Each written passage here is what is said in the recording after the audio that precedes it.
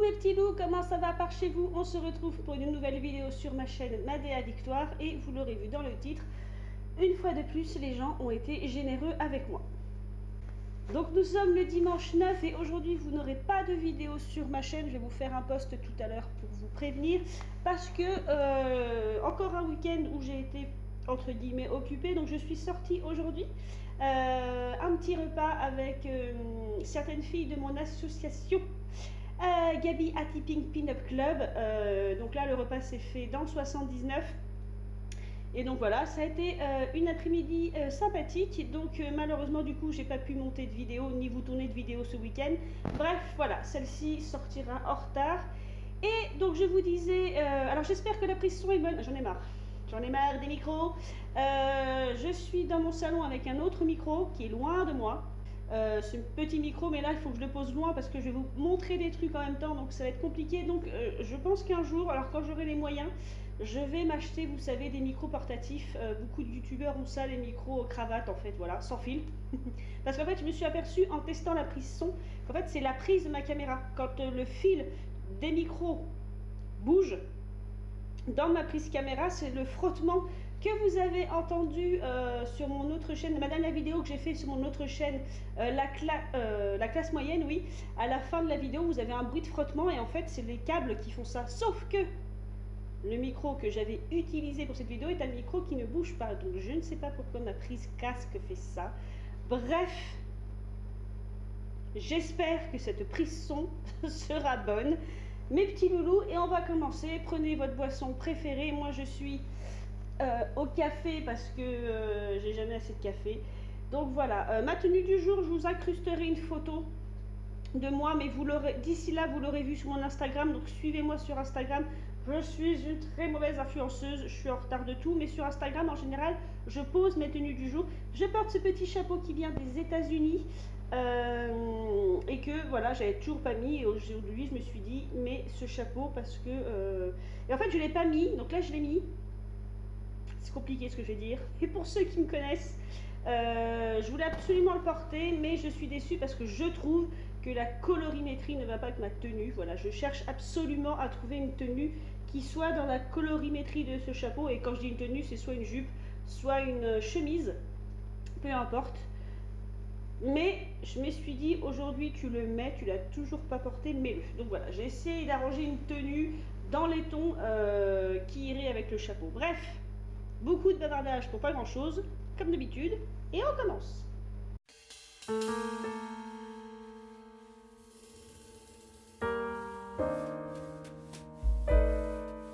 Donc, pour vous la faire courte, ma meilleure amie travaille dans l'immobilier, elle connaît une personne qui vide des appartements, qui a donc chez lui plein de choses, et un jour qui lui a dit j'ai ceci, est-ce que tu penses que ça pourrait intéresser quelqu'un? Et elle a pensé à moi, donc je lui fais un grand coucou et je l'embrasse très très fort. Donc c'est elle qui m'a rapporté toutes ces choses. Donc c'était dans cette valise, donc déjà une très très vieille valise avec une étiquette Bourse Saint-Maurice sur le côté. J'ai pas bien regardé les étiquettes, donc je ne saurais pas vous dire de quand ça date, mais je dirais années 60. Voilà, je revérifierai, je vous remettrai une date sur l'écran si je vois, mais l'étiquette est très ancienne. Bref, dans la valise, tout ne sera pas montré parce que j'estime que tout n'est pas intéressant. Il y a des chutes de tissu, il y a un manteau, mais qui doit faire un peu plus récent que le reste. Et pardon, je reviens, il doit y avoir des vêtements de travail, je crois qu'il y a des chemises de travail dedans. Mais je ne vais pas tout vous montrer, je vais juste aller à l'essentiel, ce qui moi me plaît en fait. Donc il y a dedans des restants de travaux de couture comme cette jupe. C'est pour ça qu'il y a des bouts de tissu dans cette valise. C'est une jupe, moi je dirais dans le style années 40-50, jupe tailleur comme ceci. Et vous voyez, elle n'a jamais été finie. Vous avez encore, alors je crois qu'on dit le bâti, pour ce qui est des coutures comme ça là, vous voyez. Là vous avez les pré-coutures, je dis ça comme ça mais je ne suis pas couturière. S'il y a des couturières dans mon auditoire, elles expliqueront mieux. Vous voyez ceci là, c'était en prévision de la fermeture éclair. Voilà. Et ici il y a carrément un morceau de tissu qui pend. Ça n'a pas été retiré, je pense que c'était l'intérieur. Le tour, comment vous dire, commencé la doublure. Ah, c'est comment on dit? C'est pas la doublure en bas de la jupe. Vous voyez, ça a été commencé. Alors, il fait pas le zoom. Et ça n'a pas été fini. J'ai perdu le nom. Voilà. Je vais dire un galon, mais c'est pas un galon. Bref, c'est une jupe en travaux. Voilà. Est-ce que je la finirai? Non, parce que je ne suis pas couturière, mais je connais plusieurs personnes qui sont couturières. Donc je verrai avec elles. Et donc c'est clairement votre jupe tailleur. Voilà. Vraiment jupe tailleur années 40. Fin 40, début 50 plutôt. Donc voilà. Alors, elle n'est pas portable, mais je tenais à vous la montrer parce qu'elle est presque finie. Elle a même des poches de fait déjà. Donc c'est pour ça que j'ai essayé de voir une couturière. Et ici vous avez des poches plaquées parce que je pense que le tissu c'est du coton. Et elle pourrait être très jolie. Donc voilà pour cette jupe. Donc c'est pas la seule du lot. Sauf que voilà, celle-ci là vous avez le produit fini. Donc une jupe faite. Donc je suppose que cette valise, enfin, ce qu'il y a dedans, bon, certainement appartenait à une femme, mais une femme qui faisait elle-même ses vêtements. Donc vous avez aussi cette jupe là, donc qui va être, je pense, trop petite pour moi. Donc le même modèle que la précédente, mais en terminé. Voilà. Là la fermeture éclair a été installée. Il manque par contre le crochet. Vous avez l'anneau ici, mais il manque le crochet pour tenir le haut de la jupe. Il y a des choses que j'ai passées en machine. Normalement ça je l'avais passé en machine, mais il y a une tache qui n'est pas partie. Je sais pas où. Et malheureusement celle-ci beaucoup trop petite. Vous voyez, ma taille est là quand même. Là on peut clairement dire que je ne rentrerai jamais dedans. Mais elle n'est pas tout à fait finie, je pense. Je ne sais pas. Donc dans tous les cas, elle restera dans ma collection, elle ne sera pas vendable. Oui, la tache est ici. Alors c'est passé en machine. Mais cette tache n'est pas partie, donc il faudra que je renettoie, que je réessaie avec un autre produit. On dirait une trace de colle. Enfin, en tout cas, c'est quelque chose qui a collé dessus. Donc voilà pour cette jupe. Il y a des choses que je vous montre vite fait parce que c'est pas le plus intéressant. Donc ces deux jupes-là, c'était le moins intéressant. Ensuite, bonne chose par contre, il y a dans cette valise deux tailleurs, il me semble, enfin deux ensembles, qui sont d'ailleurs grands. Vous voyez, beaucoup plus grands que la jupe que vous aviez ici, vous voyez. Enfin, si je vous montrais, vous verrez mieux en fait. C'est beaucoup plus grand, donc ça a été fait à une autre époque de sa vie, j'imagine, vous voyez, c'est vraiment, celle-ci est plus à ma taille déjà, et là je pense qu'on est plus dans les années 50. Petite jupe bleu marine avec, alors je dirais des pois violets. Donc ça a été lavé, hein, mais quand j'ai eu la jupe, les pois étaient de cette couleur, mais je ne saurais pas vous dire si c'est parce que le bleu de la jupe a déteint sur des pois qui auraient dû être blancs. Donc je ne sais pas si vous avez compris, parce que les petits pois, enfin les gros pois même, sont violets, mais je ne sais pas s'ils sont violets d'origine. Je dirais que oui. Je dirais qu'ils sont violets d'origine. Mais voilà, en tout cas, ça c'est la jupe.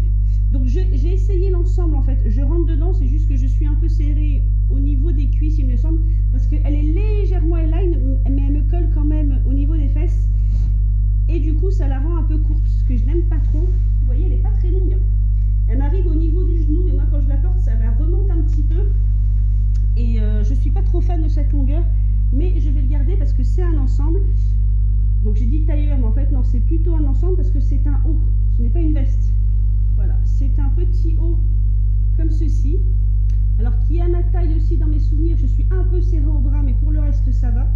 Avec un zip sur le côté et légèrement péplum. Voilà. Et donc là, on est vraiment dans les années 50. Et je ne sais pas si de base, c'était pas un tailleur années 40 que la grand-mère aurait modifié. Enfin, la grand-mère, je dis grand-mère, hein, mais que la dame aurait modifié. Parce que si vous voulez le haut pour moi fait très années 40 dans le style. Je peux me tromper, hein, mais j'aurais dit la fin des années 40. Avec ce petit côté péplum. Mais la jupe fait très jupe tailleur, jupe crayon années 50, mais peut-être qu'elle a... Enfin crayon non, parce que techniquement elle a un peu éline, mais je la trouve courte. Alors soit la petite dame était faite physiquement comme moi, mais plus petite, soit elle l'a raccourcie dans les années 50-60, parce que je trouve, si c'était sa longueur d'origine, je trouve ça court pour les années 40, mais il est vrai que c'est aussi un cliché dans ma tête, parce que pour moi, une jupe trop au-dessus du genou, ça fait pas années 40, ce qui est en fait faux. Mais voilà, c'est comme ça que mon esprit fonctionne quand je m'habille. Parce que vraiment le haut, je sais pas si ça rend bien à la caméra, mais j'ai des hauts années 40 qui ont cette forme un peu et qui ont ce type de couture à l'avant. Mais je ne suis pas sûre que ça rende bien à cause du motif. Vous voyez, vous avez des coutures horizontales et verticales pour créer un peu l'effet bustier au niveau du sein et ensuite poursuivre la ligne du corps. Mais voilà pour cet ensemble, donc j'étais ravie parce que du coup, trouver un ensemble, déjà trouver un ensemble des années 40-50, c'est plutôt difficile. En général, on trouve plus facilement des ensembles tailleurs, c'est-à-dire jupe et veste, mais des ensembles d'été, donc haut et jupe, j'en ai pas souvent trouvé, ou en tout cas pas gratuitement, quoi, voilà. J'en ai un des années 50 en soie, mais voilà, c'est pas quelque chose qu'on trouve très souvent, je trouve. Ensuite, on va passer au second ensemble. Alors je regarde. Ah, parce que j'ai trouvé plus le haut. Pareil, c'est le même principe, c'est une jupe et un haut. Alors la jupe est élastiquée, ce qui est excessivement rare. Donc je me demande si c'est pas une jupe faite à une période où la femme était enceinte. Parce que vous voyez, il y a vraiment une bande élastique, mais la jupe est ancienne. Vous voyez, c'est une fermeture crochet. Voilà. Avec la fermeture éclair comme ceci. Là, on est sur une jupe beaucoup plus droite que la précédente, très années 40, mais voilà, élastiquée. Donc c'est peut-être un ensemble de grossesse, mais je peux me tromper. Mais voilà, cet élastique en fait qui est très très rare dans les vêtements de cette époque, mais comme je dis, je peux me tromper. Non, celle-ci est un peu plus petite. Vous voyez, elle est beaucoup moins large. Je me souviens pas si j'avais essayé cet ensemble, parce que j'ai un doute. Je pense pas que mes fesses rentreraient. Voilà, elle est comme ça. Elle est un peu plus, elle est line, mais un peu plus serrée, je trouve. Bon, comme il y a la bande élastique, le tour de taille c'est bon, mais c'est le tour de fesses, j'ai un doute. Et le haut est comme ceci. Le haut est très très sobre. Voilà, le haut c'est vraiment un haut 3 trous.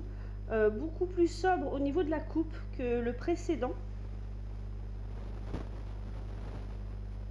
Je pense que c'est du coton aussi au niveau de la matière. Un espèce de gris chiné. Voilà. Entre l'anthracite et le gris chiné, j'ai toujours un doute sur ces deux couleurs.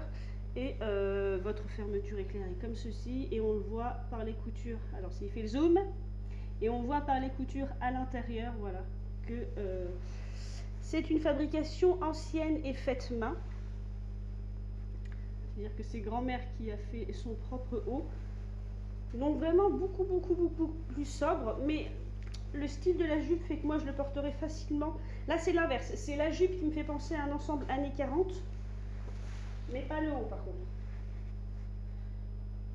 Voilà, mais cette jupe-là, je ne sais plus si je l'ai essayé, je ne suis pas sûre de rentrer dedans, mais ça donnerait ceci. Pour le coup, comme c'est pas un haut péplum, le haut est fait pour rentrer dans la jupe. Vous voyez, comme je pense. Hein. Mais à voir, puisque c'est une bande élastiquée, donc je ne sais pas trop. Donc voilà pour cet ensemble, mais ça va parce que c'est un ensemble qui n'est pas trop petit. Donc je rentre, je sais plus, il faut que je réessaye, voir si je rentre dedans, j'ai un doute. Ensuite... nous avons, et là j'étais très contente, alors la petite dame avait vraiment mon physique parce que je rentre bien dedans et partout. C'est-à-dire que ce soit les bras, les épaules, la poitrine ou les hanches, je rentre merveilleusement bien dedans, donc je suis très contente parce que c'est une robe. Alors, l'âge, je ne saurais pas dire. La coupe, on est entre les années 50 et les années 40, enfin les années 40 et les années 50 plutôt, parce que c'est une robe chemise, peut-être une robe de maison, je ne sais pas, voilà, c'est une robe chemise, mais les boutons s'arrêtent au niveau de la taille, donc peut-être fin 40, je ne saurais pas vous dire, parce qu'en fait les motifs, pour moi les motifs s'accorde bien à une robe qui est à cheval entre les années 40 et les années 50. Voilà, je vous montre un peu les motifs. J'ai des exemples de ces motifs dans ma tête, mais j'arrive pas à savoir d'où ça vient. Ce sont des motifs abstraits de différentes couleurs. Voilà. Sur un fond techniquement bleu, parce qu'on ne voit pas trop le fond en fait. Et alors les boutons sont en plastique, il me semble. Oui, les boutons sont en plastique. Donc je ne sais pas si les boutons ont été changés entre temps. Le tissu est fin dans le sens où il a vécu. Mais voilà, moi c'est une robe que je porterai sur un style années 40, années 50. Vous voyez, elle est très très large. Donc la petite dame devait me ressembler physiquement.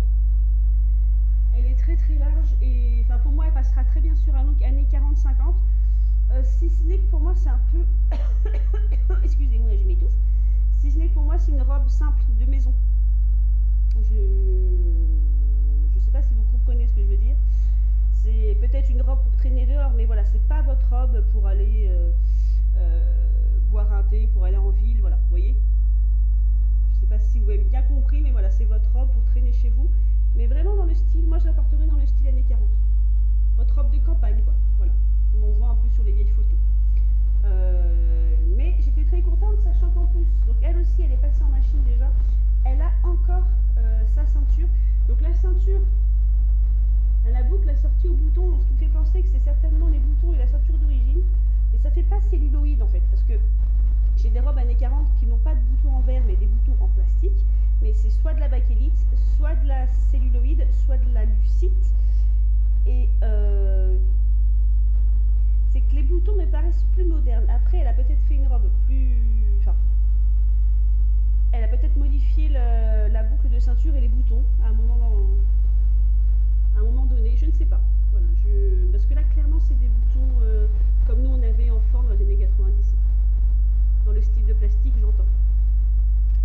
C'est vraiment pas... Après, je peux me tromper, mais je suis pas sûre. Parce que j'ai vu beaucoup de robes avec différents types de boutons et il faut vraiment très moderne. Donc peut-être qu'elle a modifié la boucle et les boutons à un moment donné, ou peut-être qu'elle a fait cette robe, on va dire dans les années 90-2000 par exemple, avec un vieux patron de robe qu'elle avait, donc peut-être un patron des années 50-60, et avec des matériaux mélangés, c'est-à-dire un vieux tissu et des boutons des années 90-2000, puisque ça arrivait souvent pour les femmes qui faisaient elles-mêmes leurs vêtements, et ben elles recyclaient tout. Donc elle a peut-être recyclé un tissu qu'elle avait chez elle pour se faire une robe chemise dans le style, moi je dis dans le style années 40-50, enfin plus années 50 peut-être, avec un mélange de matériaux neufs et de matériaux anciens. Voilà, ça c'est tout aussi plausible. Et la ceinture est tout à fait simple. Parce que même les trous sont difficiles à voir parce qu'elle a dû les faire elle-même. Vous voyez, il n'y a pas d'anneau en métal ou en plastique. Vous ne verrez pas, mais en fait elle a fait un trou et autour elle a fait un œillet un œillet de couture en fait. Vous voyez ici, elle a passé un fil pour elle a passé un fil autour du trou pour rendre le trou plus solide à l'utilisation de la ceinture. Donc voilà pour cette robe. Et ensuite, donc je finis par des choses. J'avais oublié qu'il y avait ça aussi. Pareil, ce sont des restes de tissu. Donc pas très intéressant. Ça doit être un début de jupe, ça aussi. Donc on a un début de jupe. Je vois que ça traîne, mais j'ai oublié de vous le montrer. Et ça, je voulais vous le montrer aussi parce que c'est un vieux pantalon dans lequel je ne rentrerai absolument pas parce que je ne sais pas qui rentre dedans, à part de nos jours une petite fille, voilà. Et c'est un pantalon, alors je pense que c'est un pantalon de sport ou de ski, je dirais plutôt un pantalon de ski. Et ici, c'est le bas du pantalon, en fait, alors je regarde comment c'est fait. Non, il y a un trou là. Il me semble que c'est un bas de pantalon où on peut passer ses pieds. Vous savez, vous avez l'élastique qui passe sous le pied, mais je suis pas sûre en fait. Je pense que c'est parce que c'est troué. Donc je sais pas tout, mais moi je dirais, vous me direz en commentaire, pour moi ça c'est un pantalon de sport et donc de ski très épais. Il est très épais. Il est épais comme un pantalon de tailleur homme, mais encore plus épais. Il a le même style. Donc il a pu appartenir à cette petite dame parce que les femmes étaient beaucoup plus petites, avec petite ossature petits muscles et donc du coup aussi petit corps. Elles avaient des petits tours de taille, mais je précise souvent aux gens que c'était pas qu'une question de poids. Il faut savoir que ces femmes, on va dire entre les années, le début du siècle, les années 70, n'avaient pas accès à de la nourriture protéinée comme nous. Et protéinées dans le sens où elles n'avaient pas accès à beaucoup de viande ou de poisson dans la semaine, et pas non plus accès à de la nourriture qui était elle-même protéinée ou transformée. Donc tout ça pour vous dire qu'en fait, même des chemisiers années 40, pour avoir des largeurs d'épaule qui sont très petites. Moi je fais un 39, quand j'étais un poil plus mince, je pouvais rentrer dans un, on va dire un 37 en largeur d'épaule. Moi j'ai vu des hauts qui se vendaient dans des salons et il y avait 35 cm de largeur d'épaule, ce qui correspond à une adolescente maintenant, voire à une petite fille maintenant. Donc elles avaient aussi de tout petits tours de taille et des tout petits tours de hanche, mais je pense que c'est vraiment un pantalon adulte de ski. Moi je dis de ski parce qu'en fait ma meilleure amie travaille près d'une station de ski en fait, donc ces vêtements faisaient partie d'un appartement dans les montagnes, donc c'est pour ça que je pense que c'est un vêtement de ski. Voilà. Donc par contre pour le trou dont je vous parlais, c'est qu'il y a un trou en bas comme ceci, comme si vous pouvez ressortir votre pied mais que le pantalon restait dessous en fait, sauf que de l'autre côté il n'y a pas ce trou, c'est qu'il est déchiré. Donc je ne sais pas comment se portait vraiment ce pantalon. Alors est-ce que ça c'était pour que ça rentre dans la chaussure de ski? Je ne sais pas. Il faudrait que je retrouve. Alors je sais que j'ai vu des vieilles photos de skieuses qui avaient ce genre de pantalon, mais du coup pour le bas du pantalon je ne sais pas comment c'était fait. Donc voilà mes petits loulous pour la vidéo du jour. On va rester sur ce pantalon parce que le reste ce sont des chutes de tissu et des chemises de travail il me semble. En attendant mes petits loulous, j'espère que ce haul vous aura plu. Je vous embrasse très très fort et comme toujours faites ce que vous voulez dans la vie, mais faites-le bien et je vous dis à la prochaine.